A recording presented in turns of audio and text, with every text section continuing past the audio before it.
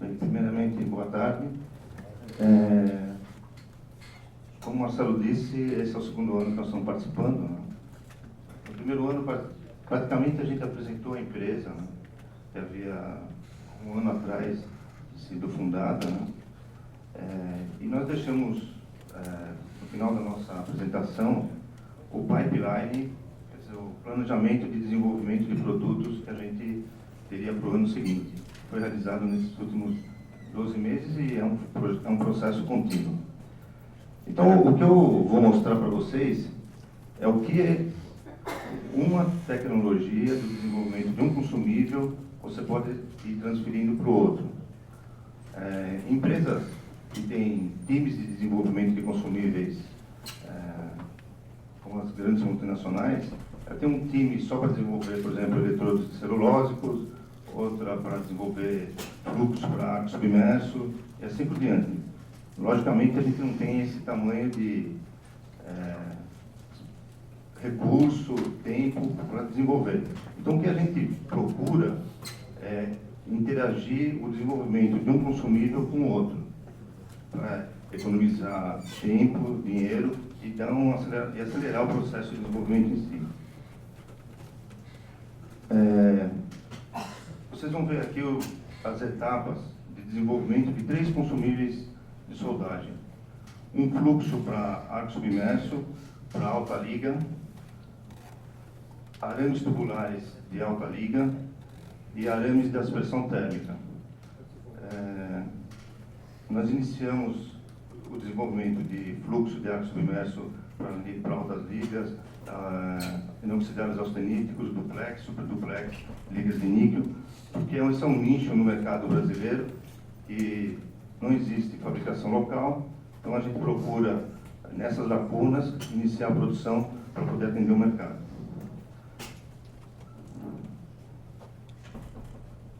Consumível de soldagem é uma soma de vários processos industriais, físicos e químicos. Quando a gente pega um consumível com arco aberto, a gente tem que fazer um estudo de física do arco. Por exemplo, pela parte química, para o sistema de descodificações, para as reações químicas que a gente quer que sejam realizadas na pós-fusão, para poder realizar um depósito de solda dentro da conformidade que as normas exigem. São várias tecnologias, desde a parte de limpeza do metal de solda, a dopagem do consumível, a definição do índice de basicidez, a definição de como você vai fazer a conformação, qual que é a estrutura metalúrgica que você procura e a realização do depósito de solda com essa composição. Como eu falei para vocês, são 3 tipos de consumíveis: fluxo para arco submerso, arames tubulares fluxo core e arames de aspersão térmica metal core.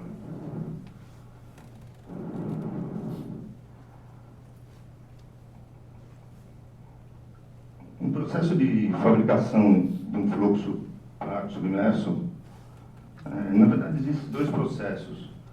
Um que esse que a gente utiliza é um sistema de blending, e tem os outros sistemas de fabricação. Outro sistema é fluxos fundidos. Mas, até pela possibilidade de variação de formulações e pelo custo em si, a gente adotou o sistema de blending. A gente faz a pesagem de várias matérias-primas, faz uma mistura seca, mistura úmida, perotização para criar os grãos, seca, faz uma separação granulométrica e embalagem.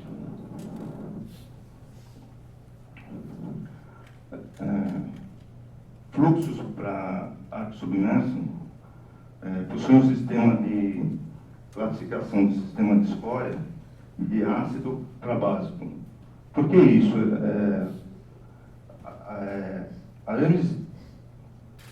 Fluxos para arco submerso, para altas ligas, tipo níquel cromólise 3, duplex, superduplex. No caso do níquel cromólise 3, tem um teor de nióbio muito alto. Os duplex têm nitrogênio. nitrogênio, manganês, nióbio são elementos que dificultam a remoção de escória. Para que isso seja evitado na operação, tem que ser feito um controle da basicidade da escória. Quanto mais básico, menos problemas de remoção de escória a gente tem. Aumentando a basicidade, a remoção de escória se torna mais fácil. Então, por isso que é importante, durante a definição da formulação, levar o índice de basicidez para o lado básico, para facilitar essa remoção de escória.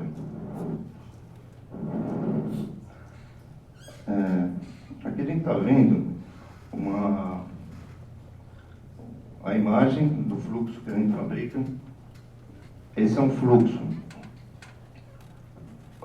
O tamanho do grão é por volta de 1 milímetro. A gente tem 15 matérias-primas em cada grão. O teor de silício é extremamente baixo. Isso para evitar tendência de trincas a quente, principalmente nessa linha de superduplex, de os austeníticos, as ligas de níquel cromólise 3. A gente sempre deixa o silício muito baixo para evitar a aparência de trincas a quente. Mantivemos um índice de baticidade na casa de 1,6 e vocês podem ver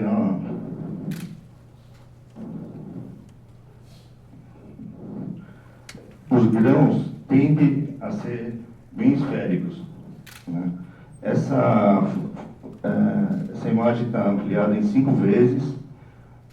A necessidade de manter esse corte granulométrico nessa dimensão é para facilitar a saída dos gases. Se você faz um corte granulométrico que se torna empacotamento, você não tem remoção dos gases e isso gera porosidade no cartão de solda.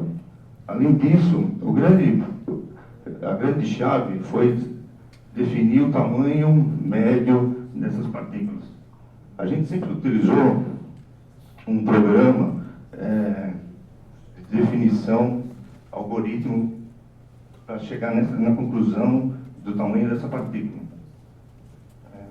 Em testes que nós estamos realizando em clientes, ou mesmo dentro da fábrica, a ocorrência de porosidade próxima a zero, porque realmente você percebe que existe a saída de gases durante o processo de soldagem.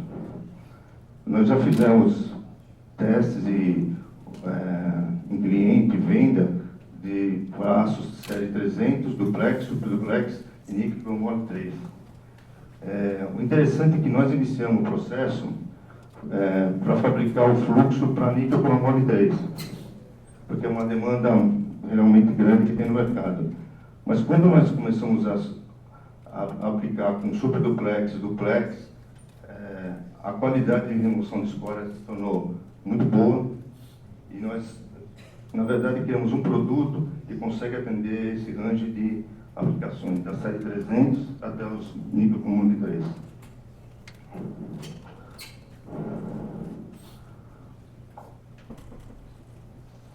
Com a tecnologia que a gente desenvolveu, o fluxo, a gente partiu para uma outra etapa, que foram os arames tubulares FluxCore. Um dos grandes desafios para a fabricação de um bom arame tubular é manter o fluxo homogêneo, ter um enchimento do tubo de forma homogênea e a formulação de alta densidade.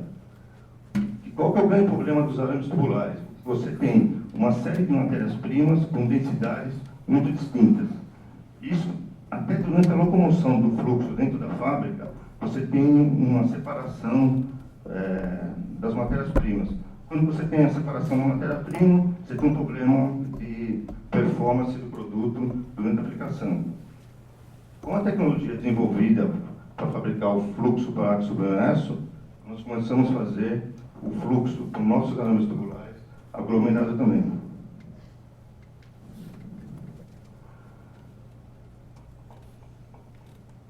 O arame tubular, ele tem um processo de conformação e depois uma fase final de trefila.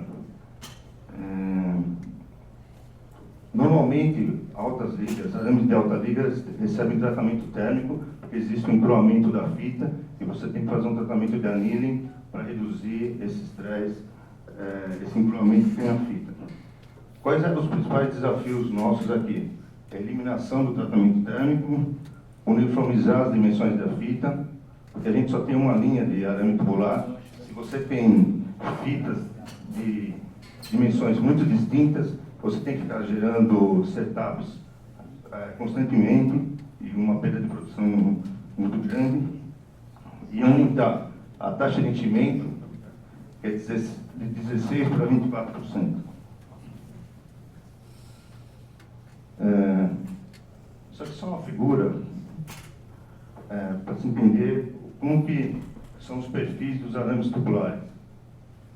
Existe um modelo que é o topo, que são fitas mais espessas, arames tubulares sem costura. Existem dois processos de fabricação, basicamente.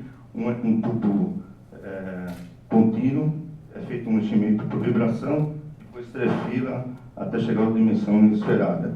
A outra é usar um sistema tipo topo e fazer uma soldagem com laser, algumas empresas usam laser, outras utilizam o mesmo processo de fabricação de tubo com resistência elétrica. Nós utilizamos o sistema de overlap, quer dizer, fita sobre fita. Tá? Qual que é o grande o ponto-chave? É a taxa de enchimento. Quando você faz um tubo, a taxa de enchimento é importante na conformação do produto lá na frente. Se você tiver uma taxa de enchimento muito alta, você deposita um teor de liga mais alto, mas isso compromete a operação de trefilamento. Então, no nosso caso, a gente optou por um sistema de fita por overlap, que a gente consegue manusear melhor essa tecnologia. Qual que foi a grande diferença que a gente encontrou aqui? Essa aqui é o fluxo aglomerado que nós utilizamos para a fabricação de inoxidáveis da série 300, comparado com o fluxo que a gente utiliza para fazer o arco submerso, é praticamente de 30%, é um tamanho de 25% a 30% em relação ao fluxo para arco submerso. Como eu informei, nós utilizamos a mesma tecnologia de pilotização para fazer o fluxo. Para você ter uma ideia, se aquele fluxo para arco submerso tinha 15 matérias-primas, no caso, não desse produto específico, mas de um 309 MO, ele tem 20 matérias-primas. Quer dizer, cada grão desse tem 20 matérias-primas. Cada grão é uma fórmula.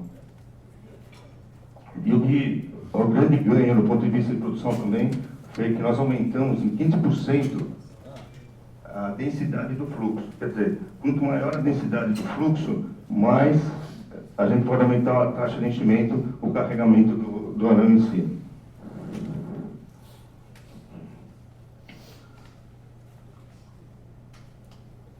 O pacote de desenvolvimento de produtos, né, teve como meta utilizar uma única fita. No caso, a gente usa aqui uma fita 18/9, 304 adaptada, com uma única dimensão, e é possível fazer 10 produtos distintos. 308, 309, 309 LMO, 316 e um duplex 2209, utilizando a mesma fita. Quer dizer, toda essa diferença de composição química é feita através de aditivos colocados naqueles fluxos que eu mostrei para vocês anteriormente. Tanto no diâmetro de 1.2 ou no diâmetro de 1.6. Com a tecnologia que nós desenvolvemos a conformação desses arames, existe uma demanda muito grande por arames para aspersão térmica. Não sei se todo mundo tem conhecimento do que é o processo de aspersão térmica. Eu coloquei aqui um processo bem esquematizado, né? Na verdade, você faz um aquecimento de um arame, como no nosso caso, onde o pó aplica energia elétrica, ou quando você aplica energia elétrica se chama arc spray, quando você aplica calor por acetileno é um flame spray. Você acelera a partícula e faz ela aderir numa superfície. Pode ser uma cerâmica, um polímero, um metal, como no nosso caso. Esse tem uma grande utilização para combater abrasão em componentes, processo de corrosão. Essa é uma outra falha, assim, um gap que tinha no mercado nacional de fornecimento, e nós começamos a desenvolver. Aqui tem um esquema de como é feita uma pistola de aplicação de expressão térmica, né? Nós temos 2 arames, no caso nosso é de 1,6 milímetros. Você tem um compressor de ar, tem alimentação de arame, existe a geração do arco elétrico, funde-se o metal e o compressor de ar impulsiona essa partícula fundida contra a superfície.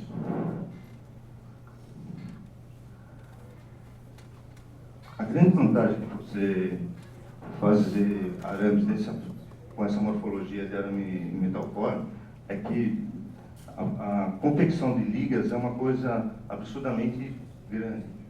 No nosso caso, nós criamos um arame substrato de níquel-alumínio,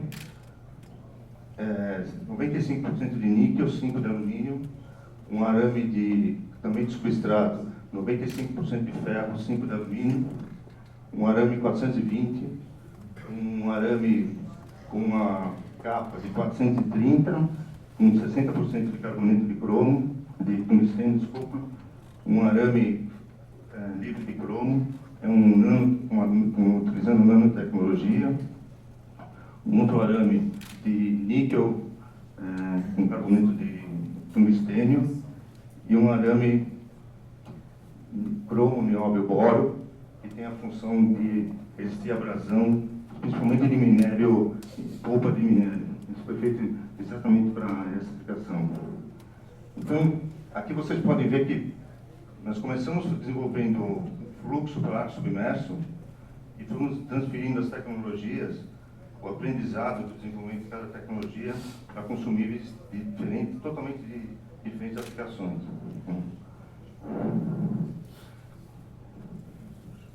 Deixa eu ver se eu consigo...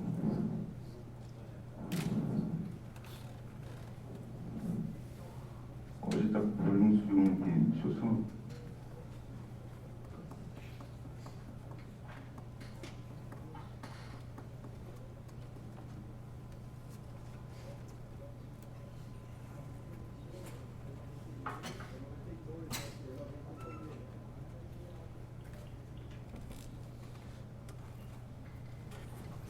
Essa é a aplicação de um arame por aspersão térmica. É uma liga de base ferro com carboneto de tungstênio. Isso é um equipamento para bombeamento de minério, polpa de minério. Ele faz uma aplicação de uma camada de aproximadamente 1 milímetro. E a resistência à abrasão foi medida segundo a STM G65 e ela apresenta os mesmos valores de resistência à abrasão como se fosse feito um depósito de solda com eletrodo revestido ou com um arame tubular.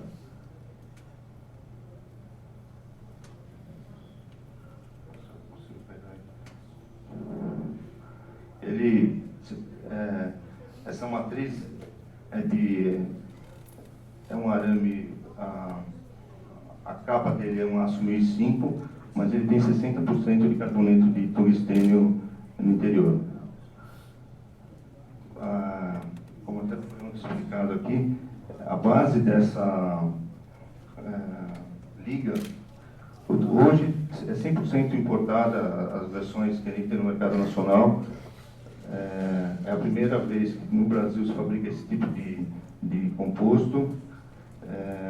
Para você ter uma ideia, a gente, antes de desenvolver os fluxos core para aço inoxidável, o máximo que eu conseguia fazer enchimento era de 25% a 30%. Com a tecnologia de conformação que a gente desenvolveu, nós hoje conseguimos colocar até 60% no arame de 1,6 de carboneto de tungstênio. Ok, basicamente era isso. Okay, obrigado.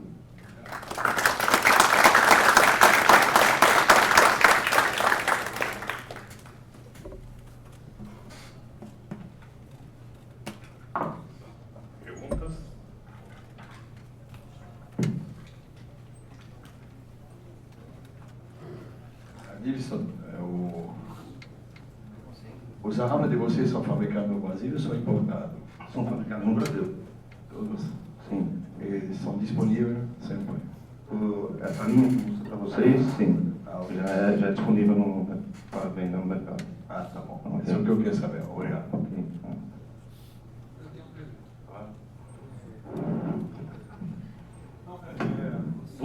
A sua empresa faz projeto, por exemplo.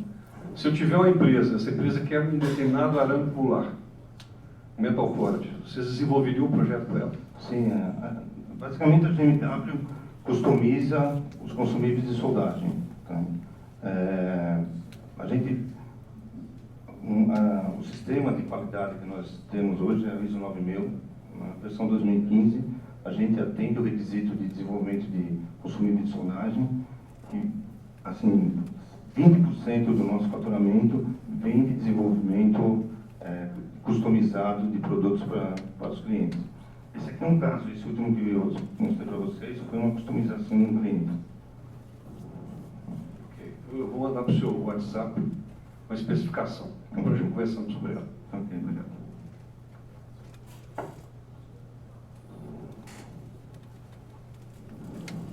Adilson, em relação a injetor de vestígio, você faz também, né? Fazendo sim. Para o material D2 ou as ferramentas, qual é mesmo o injetor que você faz? É uma dureza de 50 Rockwell C. O nome do produto tem essa característica, o injetor revestido é GMW Extra D2. Essa D2. Extra D2. Aí ele dá a dureza de 50 Rockwell C? Ele tem essa dureza, essa parte de dureza. Ok, obrigado. Adilson, boa tarde. Wagner, Preste Soldas. Adilson, primeiro parabéns pela apresentação e parabéns pela GMW aí, que iniciou aí há alguns anos, né? Vocês estão decolando, eu já usei alguns produtos de vocês. Eu queria só que você explanasse para a gente aqui, para todos, né? A gama de produtos também, dos baixa liga, os eletrodos revestidos, arame tubular, se você está fazendo baixa liga também, para cromo molibdênio, para manganês molibdênio, enfim, a gama de produtos da GMW.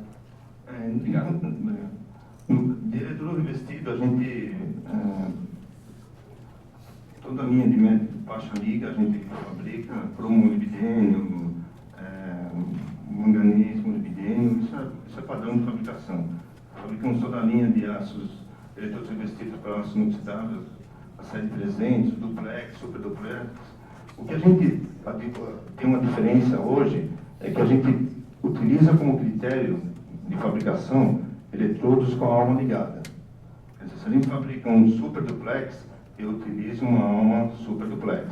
A gente pouco sintetiza nisso daí. A gente acredita que fabricando um eletrodo com a composição química mais próxima do depósito, a performance dele é melhor. Por exemplo, os aços ferramentas a gente fabrica com arames de aço ferramenta. São mais caros? Sem dúvida que sim, mas a performance é inigualável comparado com arames eletrodos ou sintéticos. Com referência aos arames tubulares, a gente fabrica 1/4 cromo molibdênio, 2/4 cromo, 1% molibdênio. Essa linha a gente está fabricando na questão de baixa liga. E aços inoxidáveis nós estamos fabricando essa linha da série 300 e duplex agora. Começamos a fabricar agora.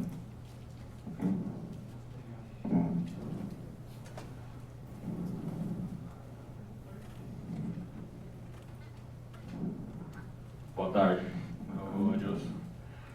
Em termos de tendências de mercado, qual tem sido, em termos de aplicação, mais essa questão de inoxidáveis, aço carbono, o que você tem vislumbrado ou tem aplicado mais nesse momento?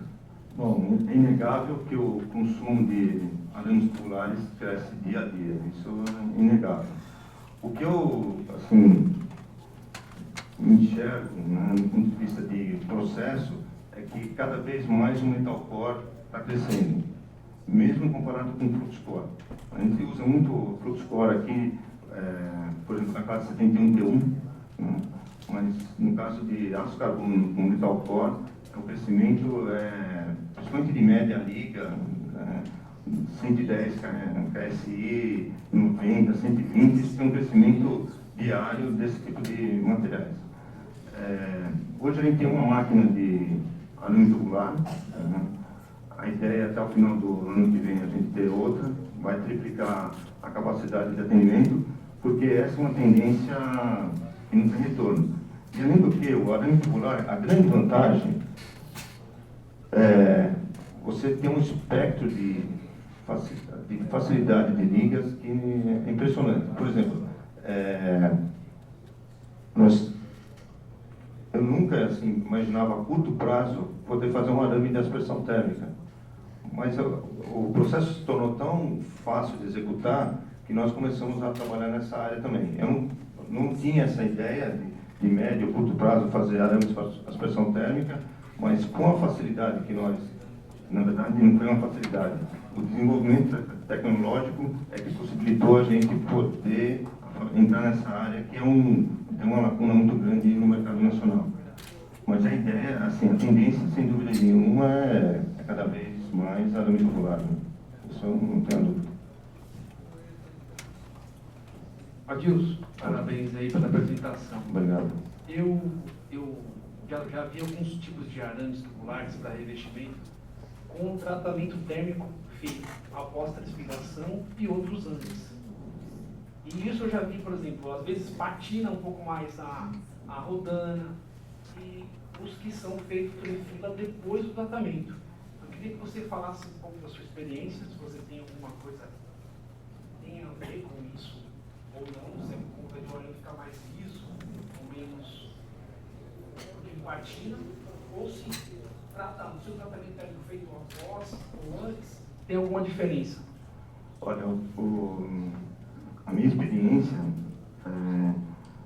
o maior problema de um arame tubular, principalmente os tubulares, né, é a falta de confecção de um arame com o caste e o hélix fora do especificado. Quando o caste e o hélix estão fora do especificado, você cria um atrito tão grande dentro do conduíte que você começa a ter esse problema de falha de alimentação. Independente se houve um tratamento térmico após ou não houve tratamento térmico, caste e hélix, se você não elimina a memória, porque deixa eu voltar aqui só para exemplificar melhor.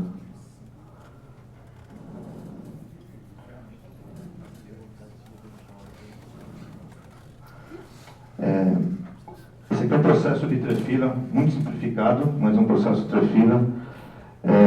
O que acontece? Durante o processo de trefila, o arame ele recebe, por deformação, essa memória, né, que a gente chama de caste.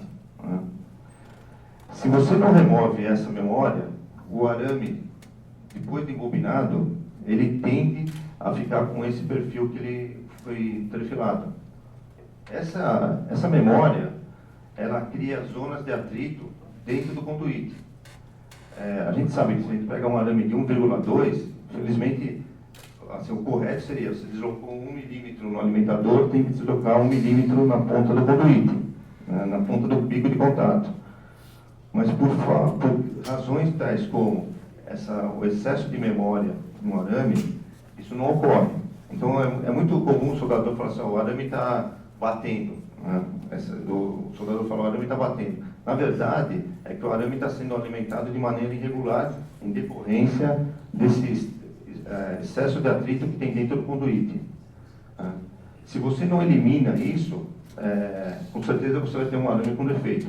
Para você ter uma ideia, a gente utiliza, após a definição da trefila final, do diâmetro final, um equipamento que dá, no nosso caso lá são aproximadamente 26 passes, né, de endireitar o arame para eliminar essa memória, porque senão você não consegue tirar isso. Lógico que arames com os inoxidáveis, isso tem um efeito maior ainda, né, porque a taxa de encroamento é maior, tudo isso. E você, quando você conforma essa memória, fica mais difícil de tirar. Por isso que a gente tem esses equipamentos para endireitar o arame para retirar essa amostra. Mas um teste muito simples de verificar isso, né, é abrir a oficina, cortar um pedaço, jogar no chão. Se o caste estiver muito pequeno, é um indicativo que você vai ter problema na hora de soldar.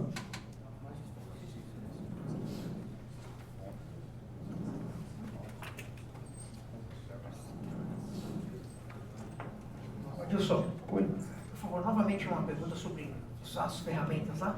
Os consumíveis que você tem para os aços ferramentas são eletrodos revestidos?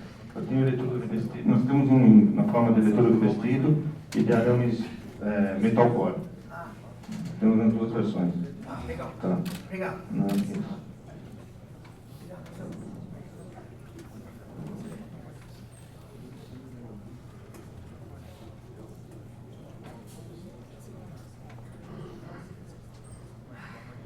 Vamos lá.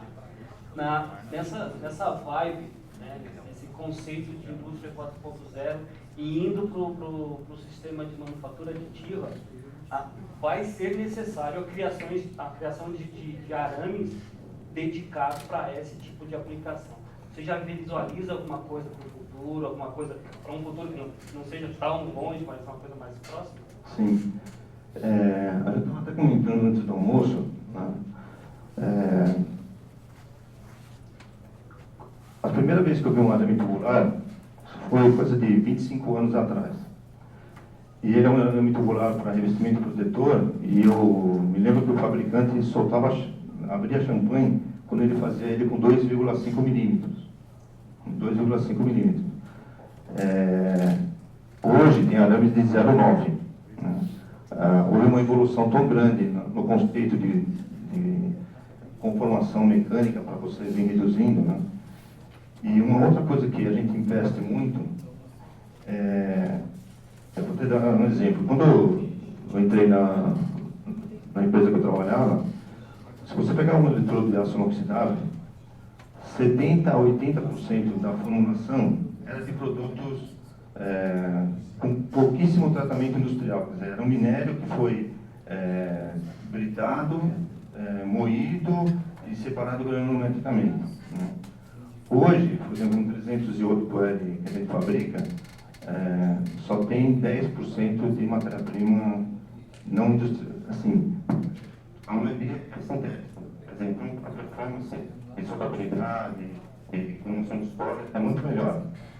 E o que vem, no caso dos arames metal-core, são aditivos, um processo bem interessante. Hoje, um arame metal-core nosso, ele só tem 0,4% de partículas não metálicas no tubo. Por que a gente fez isso? Exatamente para poder fazer uma aplicação que você não vai ter algum tipo de inclusão. Se eu tivesse, por exemplo, algum minério para facilitar a estabilidade de arco e a ionização de arco, esse minério ia me contaminar quando eu fosse fazer uma aplicação nesse processo que você falou. Então, hoje, a gente tem um arame metal-core, só tem 0,4% de matérias-primas que não são metálicas, exatamente visando essa possibilidade de aplicação. A gente tem um parceiro que ajudou muito a gente a resolver alguns problemas do ponto de vista de tamanho de grão. É uma empresa fora do país, é uma empresa francesa, e a gente está fazendo essa troca de tecnologia para começar a fabricar. A gente já fez alguns protótipos, estão em testes, né, de arames. Existe uma versão de um arame de nanotecnologia para fabricação de componentes, pequenos componentes para a indústria têxtil, né, onde você tem hoje muito ferro fundido branco e o desgaste é relativamente rápido, né? A ideia é fazer esses componentes com nanotecnologia, com ligas só com boro e níquel, tá? Para resistir à abrasão nessa cara. Mas a gente está fazendo isso já assim. Tá?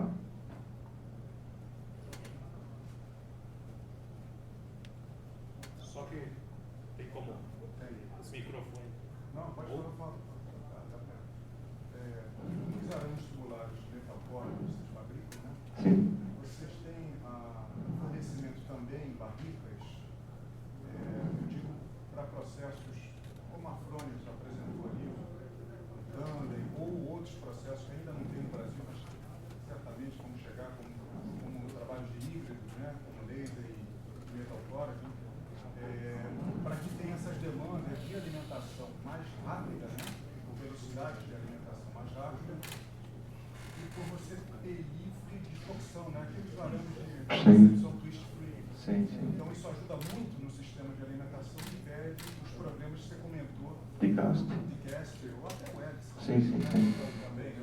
E se vocês têm essas projeções de se preparar, e talvez aí chegue aí, né, com essas inovações todas, esses processos mais dinâmicos, né? E só emendando, que tratamento superficial você dá à fita no arame depois da trifelação para você minimizar esses efeitos, né, da fabricação e você não sujar entre aspas, né, o bolo de alimentação, os conduítes, que processo você tem de limpeza para minimizar essa situação lá no uso, né? Isso na tua linha normal. Ok.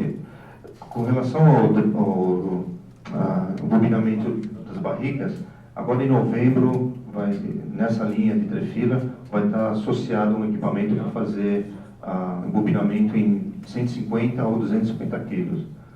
Porque hoje, atualmente, a gente faz só em bobinas de 15 quilos, embalada a vácuo, mas a gente ainda não tem a condição de...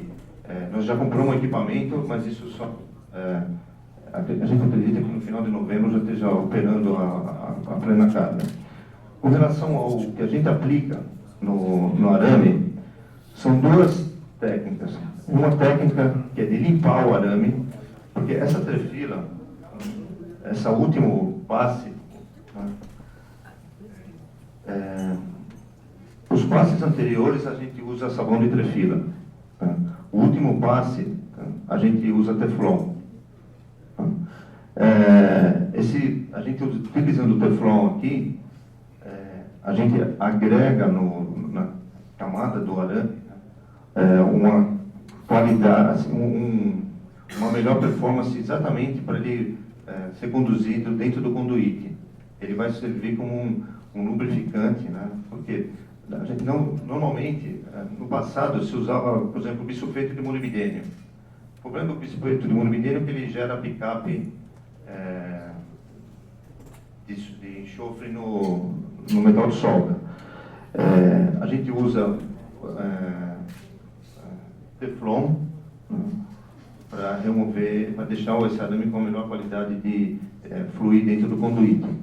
Uma outra situação que a gente faz é, entre a cabeça de trefila e a última ferramenta que a gente usa, é uma ferramenta de diamante sintético, a gente tem um sistema de encordamento que ele opera no sentido oposto do arame, que é para fazer a limpeza de remoção de resíduo do sabão. Então aqui a gente tem entre mais ou menos 1 metro de distância entre a cabeça e a última caixa de ferramentas, e tem um sistema de limpeza com contrafluxo do arame.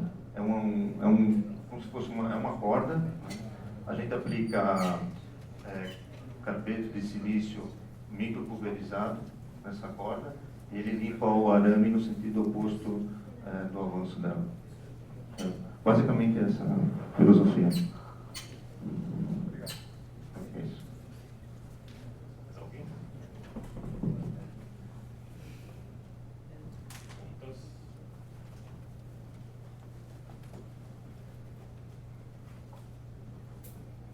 Ok? Então.